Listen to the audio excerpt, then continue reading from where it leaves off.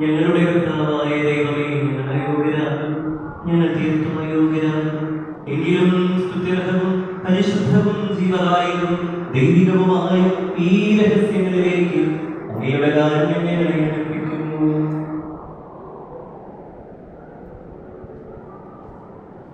ഞങ്ങളുടെ കർത്താവേ ഈശോമിശിഹായേ, നിന്റെ തിരുനാമത്തിന് സ്തുതിയും നാഥനായ നിനക്ക് ആരാധനയും ഉണ്ടായിരിക്കട്ടെ.